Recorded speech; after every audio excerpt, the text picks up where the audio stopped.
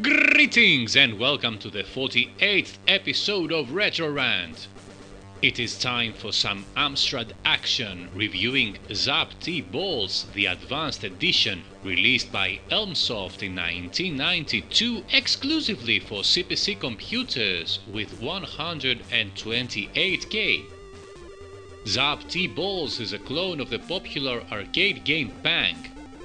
Initially, Elmsoft made an offer to Ocean to convert Bang to the CPC, yet Ocean turned the offer down. Elmsoft had already spent a lot of time on the engine of this game, so they released it with different level design and name. A sequel was also planned, but on the condition that nobody would crack the game. A crack which, shock horror, happened after a few days, so the sequel never came to be, sadly. Now, that is a game I never had back in the day, and I wasn't even aware of its existence until I saw it in a YouTube video, and being a great fan of Bang, I just had to try it out. So let's see if it is a worthy Bang clone comparable to the excellent official CPC Bang conversion, or just a poor attempt.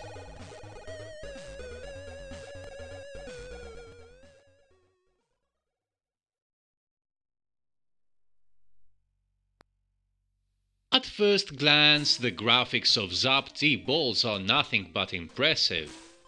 The superb palette of the CPCs utilized here, along with some fantastic demo scene effects that I have never before seen on the CPC.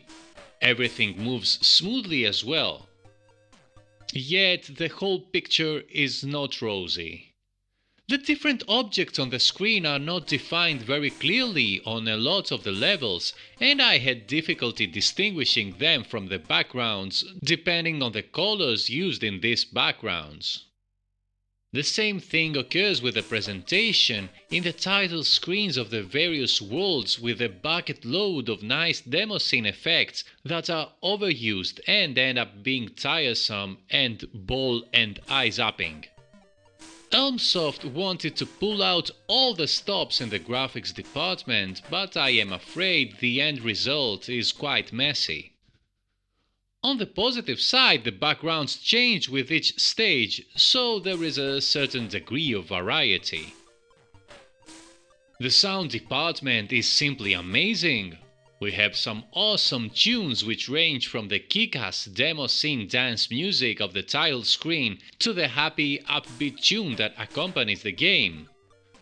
There are simultaneous sound effects as well, which are nothing to write home about and can get a bit obnoxious in some cases, but overall Zap T-Balls offers one of the best audio experiences, not just in the CPC world, but I dare say in the 8-bits. The controls seem adequate at first glance, but in the end they are rather unfinished. The basic movement of the hero is solid and responsive, but there are a few problems involved. You see, in a game such as Bang, you need absolute precision so as to be able to destroy this evil scourge of mankind that is the bubbles. You may be laughing now, but let's see how you feel when you're doing the dishes. In Zap T-Balls, this precision goes down the drain, since you cannot shoot your harpoon when you're under a ladder, even if you're not climbing it. Of course, you cannot fire when you're climbing the ladder as well.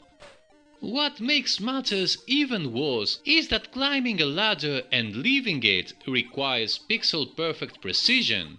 So you had better forget the fluidity of Bang when you can not only exit a ladder, shoot and have time to avoid getting killed, or better yet, shooting midway through a ladder and climbing back again. No! Here you have to climb the ladder all the way, move away from the ladder, and pray that your shot is far enough from the ladder to get registered. It may seem that I am making a great problem out of this, yet rock-solid controls are absolutely essential for arcade action of this type. This gets even worse considering that your default and only harpoon type is the sticky one. Yes, the hateful one from Pang, where you cannot shoot again until the previous harpoon has disappeared. And the game creates a lot of opportunities for some very frustrating misharpoonings. Make your own jokes here, especially before each level, where it tells you to press any key to start.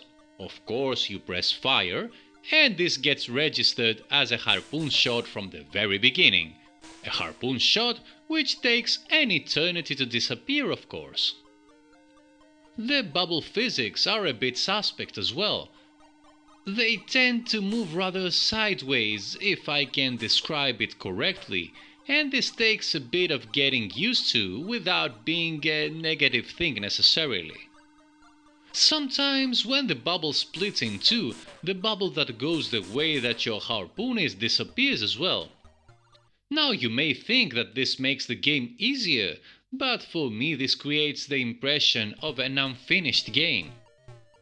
Also, sometimes the bubbles get stuck between platforms and they become impossible to hit. And the gameplay suffers because of these drawbacks. The developers have aimed for some original touches here to differentiate Zap-T balls from Pang. There are stages where your harpoon gets shortened, stages where you cannot shoot at all. There are some cannons that shoot at you and you have to use the harpoon to block these shots. While I applaud the attempt at originality, these rarely work in the actual game.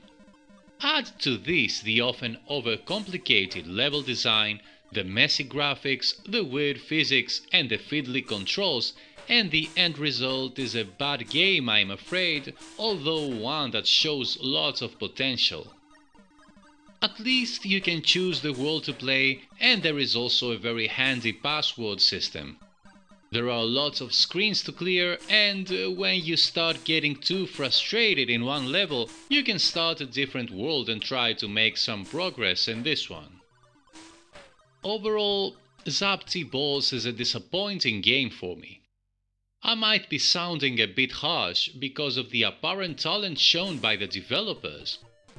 I sincerely want to like it, but it feels like an unfinished piece of software which could have been great if only there was a lot of tweaking and playtesting.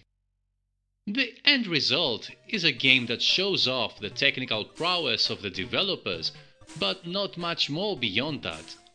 I would recommend it only if you're looking for a demo that shows how awesome the Amstrad CPC is. So that's it for now, and I'll see you next time!